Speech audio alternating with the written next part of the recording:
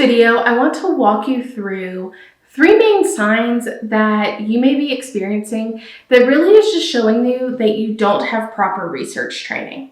Especially as graduate students, we may think that we know how to do research and we may be struggling with our research. And this all may come back to the fact that we just don't actually we've never been trained correctly to be able to perform our research correctly and confidently. And really, this is overall a failure of just the academic system. And since I'm one person who can't change the entire academic system, instead, my goal is to help you on this channel and through my other content to gain that proper research training. But you may be struggling not even realizing that your problem is not having that proper research training. So that's why I wanted to cover this video today, so you can recognize those signs. So instead of continuing to struggle, you can actually start seeking out that proper research training. To get you started, in case you recognize any of these signs in this video, you can download my completely free 30-day research jumpstart guide. This gives you the basic fundamentals for how to get a project started, and it gives you those basics of that research training that you might really be needing and just don't realize you need right now. So let's get started in the first sign that you may need proper research training. And this is if you don't feel confident. So if you're trying to do your research and you just don't feel confident in anything you're doing, or maybe you have a lot of fear about finally getting into the lab or doing it, or actually getting started in your research project because you don't know if it's going to work out well, and you don't know if it's what you should be doing, or any of these things, this is a huge sign that you just don't have proper research training. So once I was able in grad school to figure out how to properly conduct research, and that's what I talk about on this channel and in my other content, is the things that I figured out that made me successful at research. Once I figured those things out, I had so much confidence in my research. I had confidence in the ideas I was pursuing. I had confidence in how I was going to pursue those ideas and test my hypotheses. And then I had confidence whenever I presented my data because I knew the validity of it, I knew the novelty of it, and I knew the impact it could have. And so if you're struggling with any of this, if you're struggling and feeling unconfident or nervous or anxious about your research, that's a good indication that you don't have your proper research training.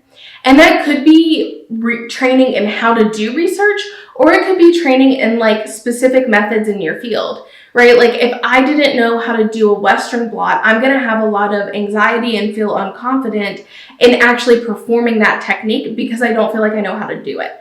So if you are struggling with like a very specific technique or you feel unconfident in it, seek out additional training. So ask someone else, can they help walk you through it again? Or can they, look over this protocol with you and make sure it makes sense and make sure you're understanding everything to feel confident in that. And if you just feel like in general, you don't feel confident in creating an idea or developing that idea or knowing which idea to actually pursue, how to collect data, how to write research papers, any of that stuff, then look for actual proper research training. You can start getting that by my 30-day research jumpstart guide. And I'm actually once you opt in for that, I'm gonna send you emails that gives you even more techniques to help build that research training up. You can also do it by checking out channels like mine, including the Academic Society and other channels that are going to help you develop those research skills as well. So the second major sign that you don't have proper research training is if you feel like you're spending the majority of your time trying to figure out what to do. So if you're constantly trying to figure out how do I create an idea, if you're constantly trying to figure out what you're doing instead of actually doing it, that's a good sign that maybe you should just take a step back and actually look for the proper research training. Whether that's going to come from your advisor, whether that's going to come from creators like me, or even someone else potentially in your lab that can help you and really start to guide you in the proper way to do things instead of you wasting all of this time trying to figure out all on your own and risk maybe either not figuring it out or never being confident in it because you were all on your own the whole time. The third major sign that you probably are lacking proper research training is if you are constantly reading research papers.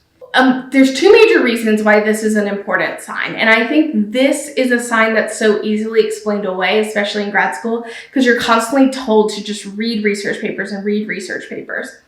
And I'm honestly very against that. If you've watched anything on my channel, you know research papers have their place and they are important, but constantly reading research papers is not really helping you out in the long run.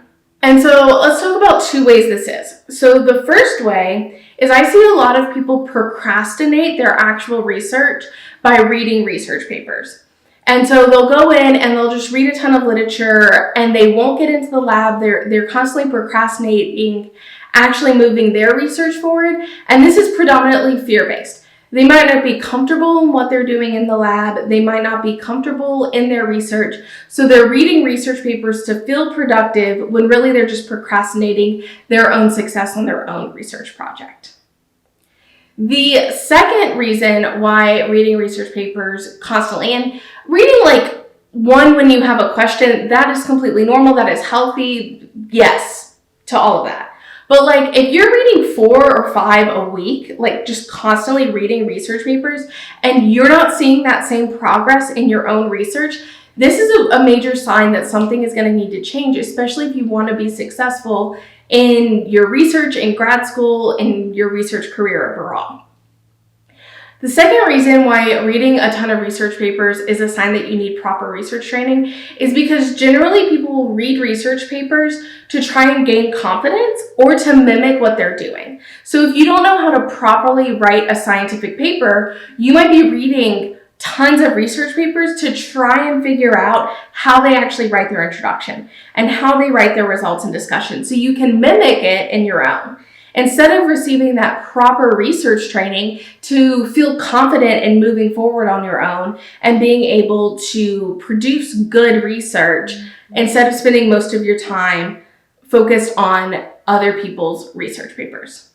So that's again 3 main signs that you may be lacking proper research training. The first one is not feeling confident in your research. The second one is spending most of your time trying to figure out what to do instead of actually doing it. And the third one is constantly reading research papers. Again, don't forget, especially if any of these signs sounded like you, download my completely free 30-day research jumpstart guide. It's really going to help you start to develop that proper research training and those research skills to start feeling more confident in your own research. I hope you enjoyed this video and I look forward to seeing you in the next one.